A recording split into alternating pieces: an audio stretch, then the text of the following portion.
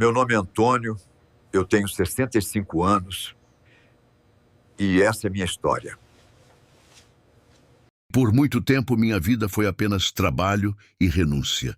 Cresci no interior, em uma casa simples de madeira, cercada por plantações que nunca davam o suficiente. Casei cedo, e pouco tempo depois vieram meus filhos, um a um, como se fossem presentes que, ao mesmo tempo, me enchiam de alegria e me cobravam forças, que eu nem sabia que tinha.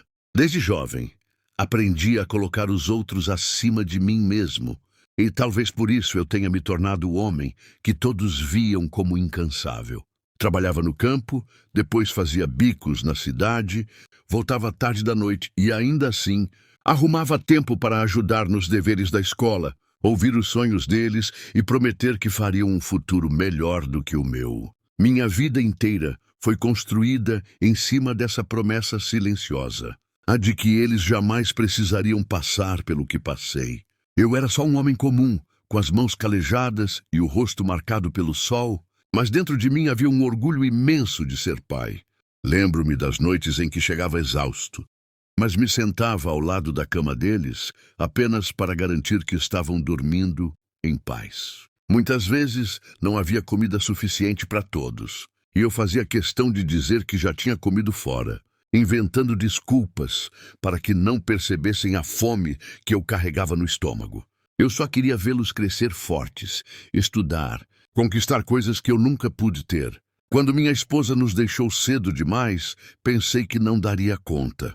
Mas olhei para cada um deles, ainda pequenos, e decidi que meu destino era continuar. Virei pai e mãe ao mesmo tempo. E mesmo com lágrimas escondidas, nunca deixei que eles percebessem minha fraqueza. Fiz de cada dificuldade uma lição. A de que o amor verdadeiro não se mede pelo que sobra, mas pelo que se doa. O tempo foi passando, os meninos cresceram, foram para a cidade e eu fiquei.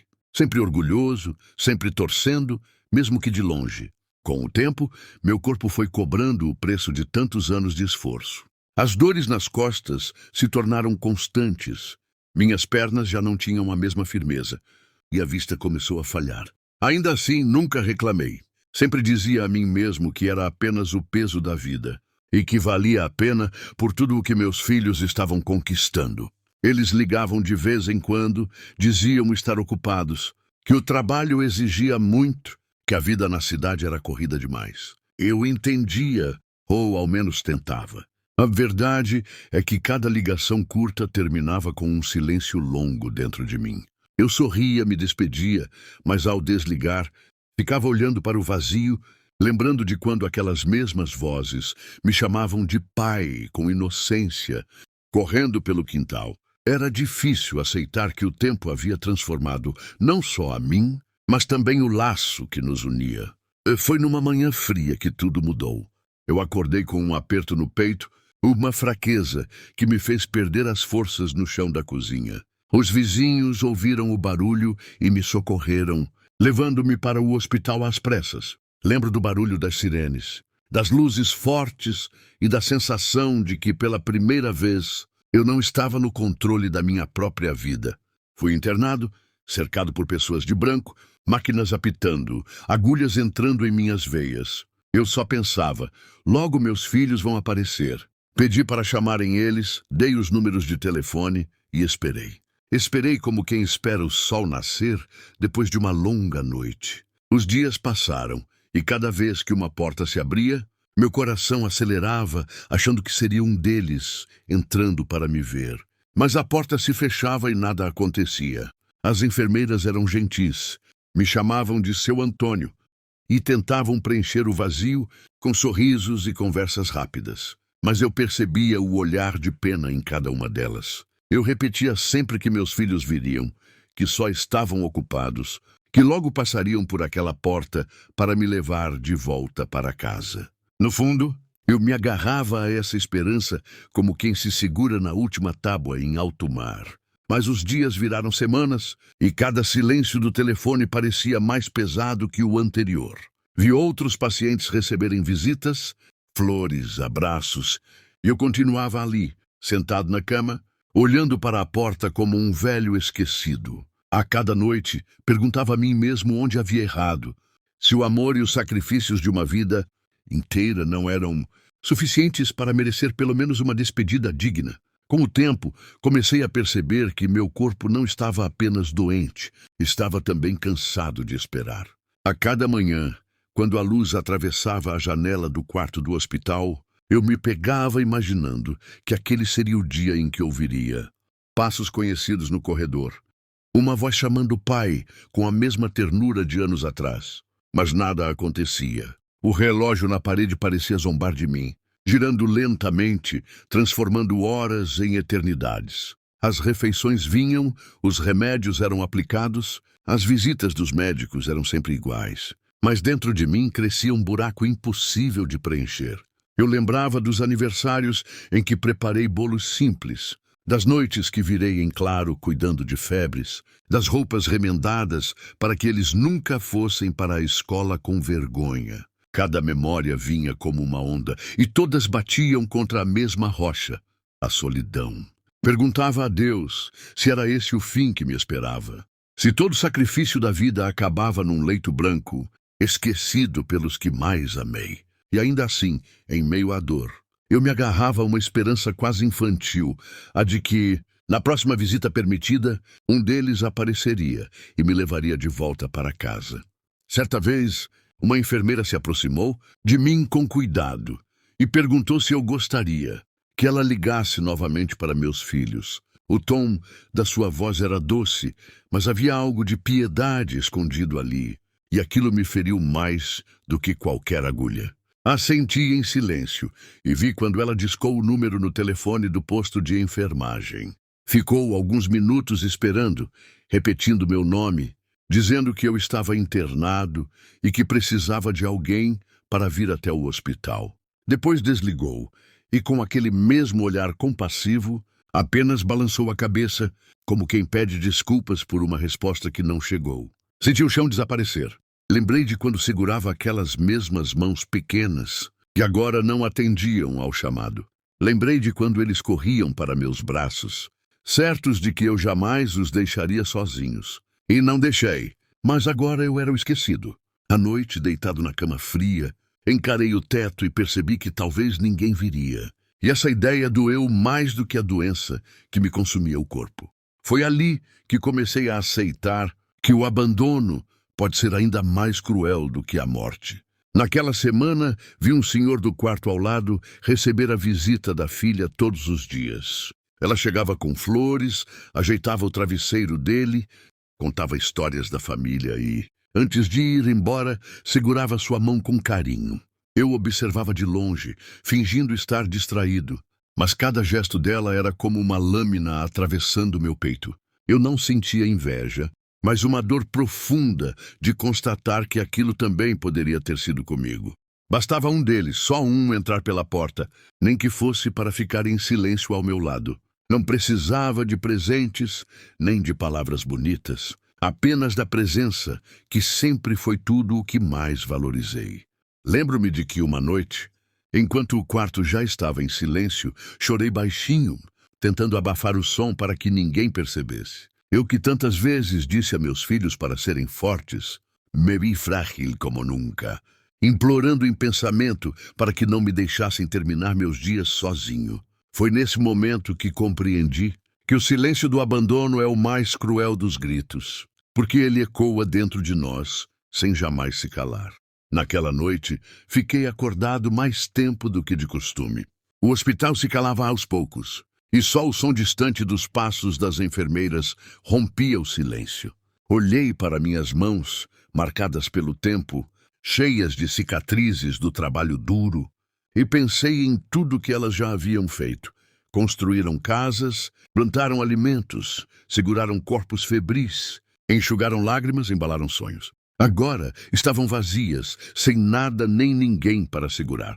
A solidão pesava como um cobertor molhado, sufocando-me aos poucos. Eu me perguntava se em algum canto da cidade meus filhos pensavam em mim.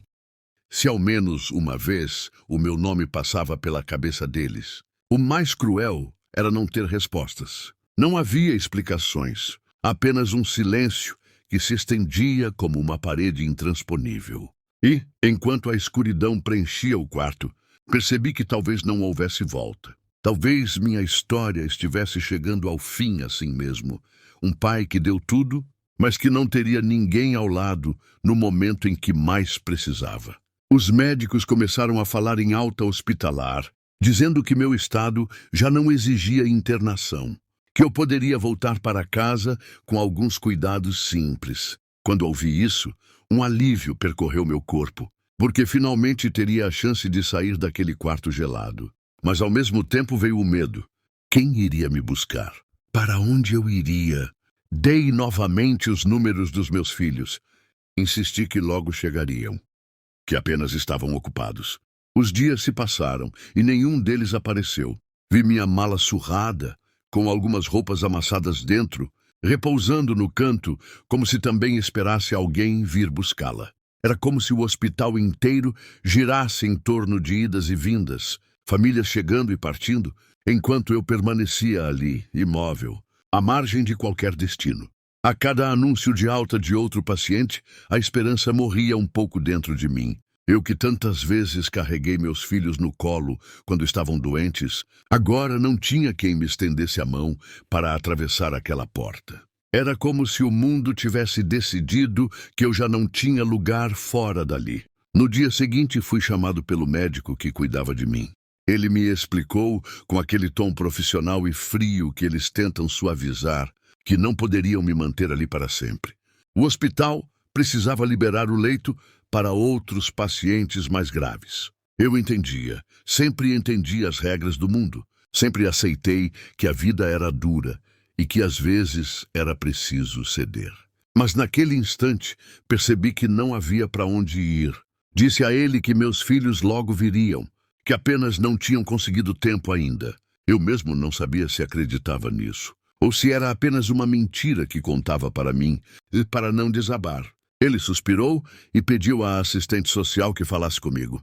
A moça se aproximou, com uma pasta cheia de papéis, e me explicou sobre instituições de acolhimento, lugares onde pessoas como eu poderiam ficar até que a família se apresentasse. O coração apertou de uma forma indescritível.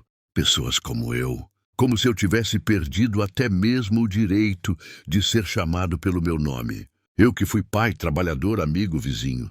Eu que passei a vida inteira me definindo pelo cuidado que dava aos outros, agora era apenas mais um número em uma lista de idosos abandonados. Voltei para o quarto com a cabeça pesada, tentando organizar as lembranças que surgiam sem pedir licença.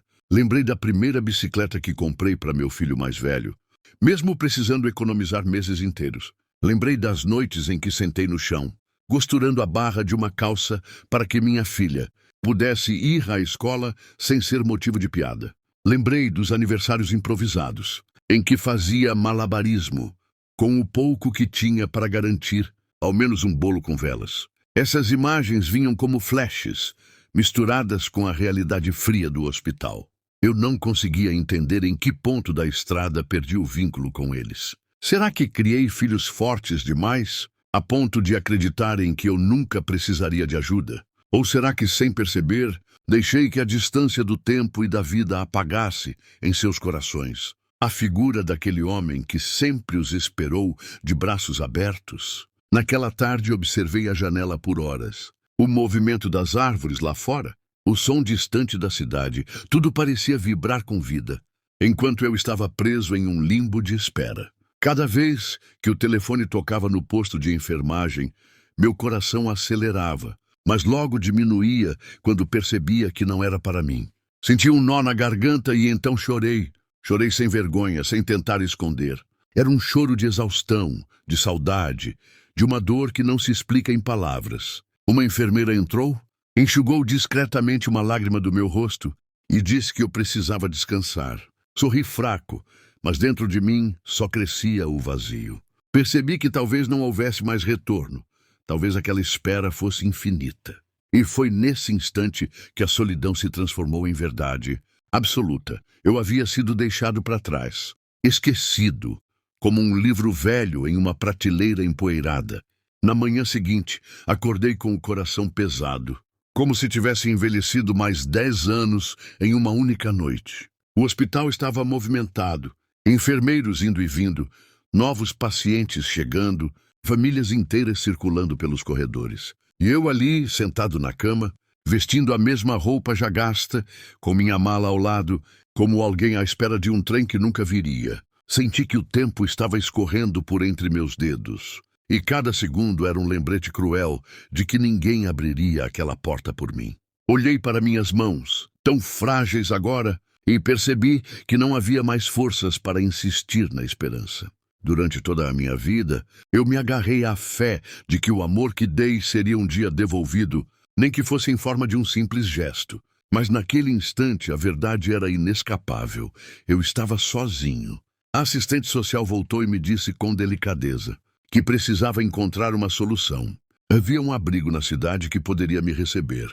Ela falava com calma, como quem explica algo a uma criança, e eu apenas escutava, tentando assimilar que meu destino seria terminar os dias em um lugar desconhecido, entre estranhos. Estranhos que, ironicamente, talvez me oferecessem mais cuidado do que aqueles a quem dei minha vida inteira.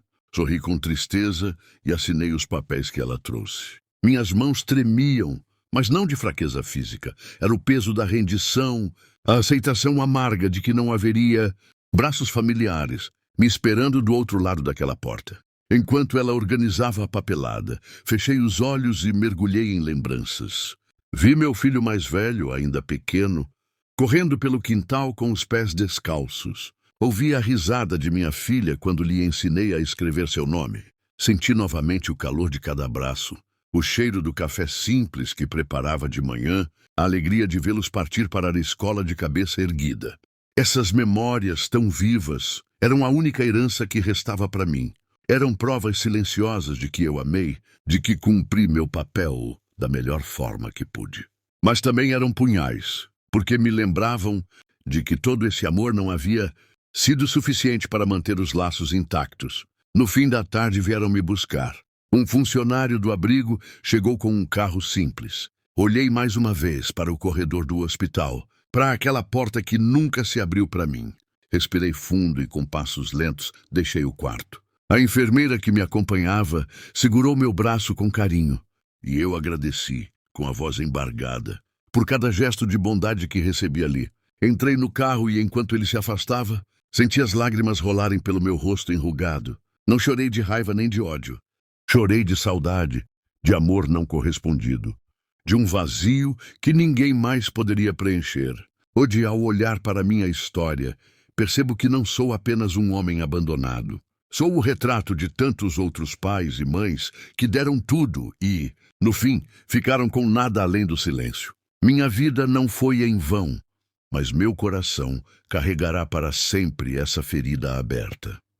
Se algum dia meus filhos se lembrarem de mim, espero que não seja apenas com arrependimento, mas com a consciência de que tiveram ao lado deles alguém que os amou mais do que a si mesmo. E se eu pudesse deixar uma última mensagem ao mundo, seria esta: nunca deixem de olhar para aqueles que um dia olharam por vocês. O abandono pode matar mais lentamente do que qualquer doença, mas é sempre a morte mais dolorosa.